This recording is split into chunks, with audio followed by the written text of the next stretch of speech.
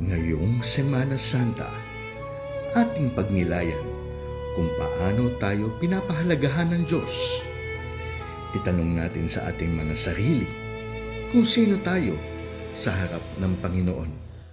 Hiram sa Diyos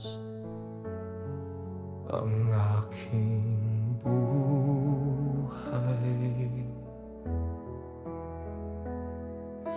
Ikaw at ako'y tanging handog lamang.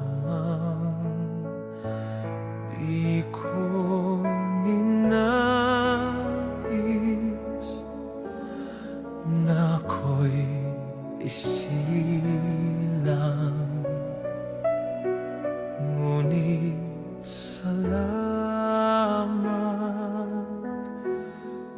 dahil may buhay. Ngayong Lunes Santo, tayo ay inaanyayahan na maghandog sa Diyos at ang ating pinakamagandang ihandog ay ang ating sarili. Ating pakinggan ang pagninilay mula kay Sister Mercedes Santos, isang madre mula sa Religious Catechist of Mary. Ikaw at ako ay tanging handog lamang. Ano nga ba sa akin ang ibig sabihin ng handog?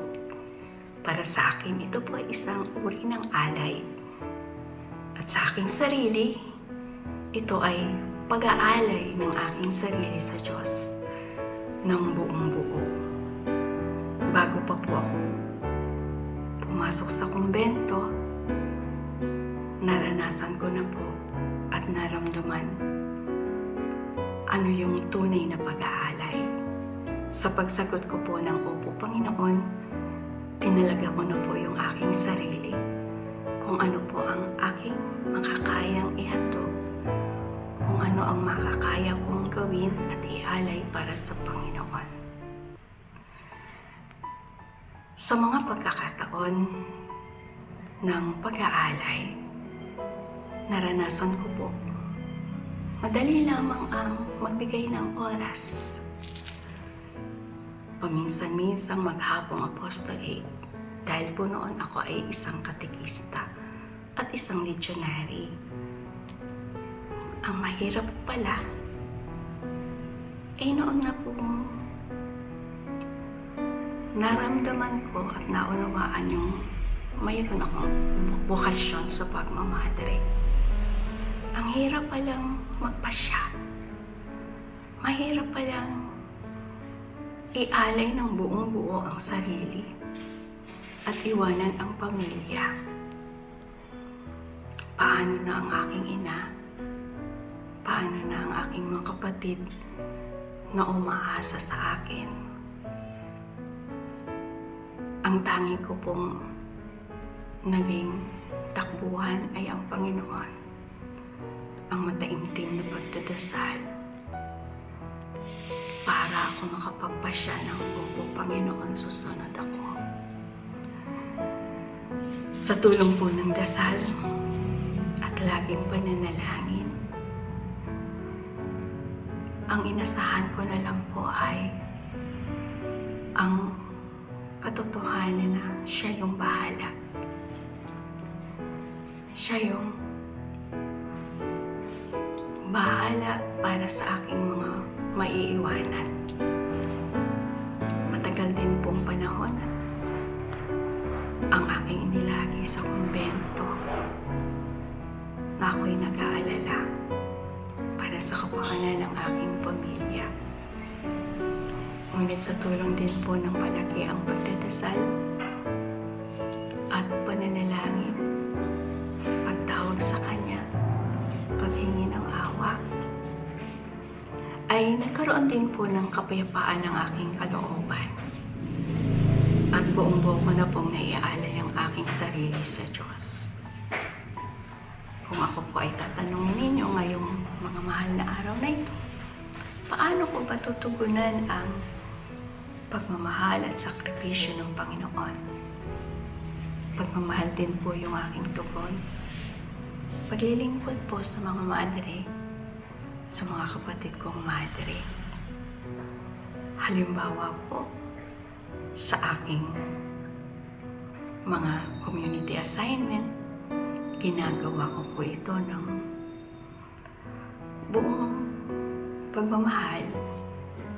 Ginagawa ko po ito na maayos. Halimbawa po sa pagluluto, sandali lang pero sinisikap ko po na makapagluto ng masarap, ng maayos, ng malinis. Hinahangad ko po kasi na masiyahan yung kakain at makatanggap ng sustansyang kinakailangan nila.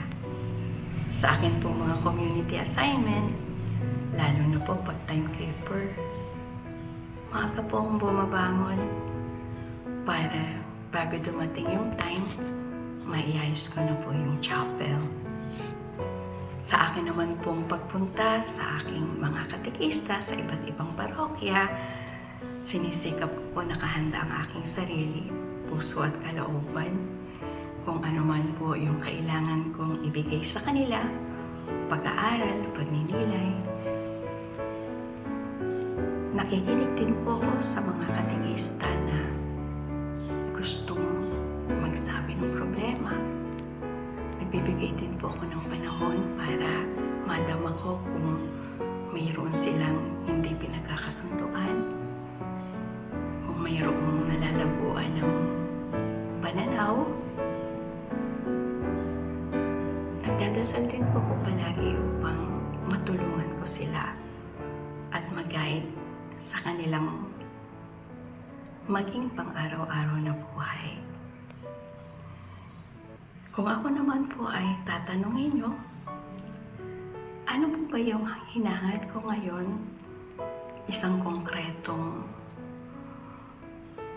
pagtugon, pag-aalay, lalo na ngayong mahal na araw, eh yung pong gusto ko po palagi na mapasaya yung aking mga kasama. Makapaglingkod po sa kanila ng kung ano po yung kanilang kinakailangan. Hindi niyo po kasi naitatanong. Sanay po ako magupit ng buhok at ako po ang tagagupit ng mga buhok ng mga madre. At umuwi po sila dito sa mother house. Kahit po ako galing sa apostoli, nilalaan ko po yung sarili ko para mapaganda sila, magupitan ng buhok. Sa mga madre naman, minsan po, nagpapaayos ng damit dahil sanay din po akong manahe. Nilalaan ko po yung sarili ko na makatulong, makapaglingkod para maging masaya yung aking mga kasamahan. Gayon din po sa mga katekista, nilalaan ko din po yung panahon pag nandun ako sa kanila, kung ano yung aking maitutulong, kung ano yung aking maibabahagi. Pinaglalaanan ko po ng oras ang mga katekista na lalo na po mayroong hindi pinagkakasunduan. Gumagawa po ako ng paraan upang sila'y magkasundo-sundo, upang magkaroon din sila ng inspirasyon at maging masigla sa kanilang mga apostolado. Hanggang dito na lamang po. Maraming salamat po. Magandang araw. Kundi ako umibig, kundi ko man binigyang halaga.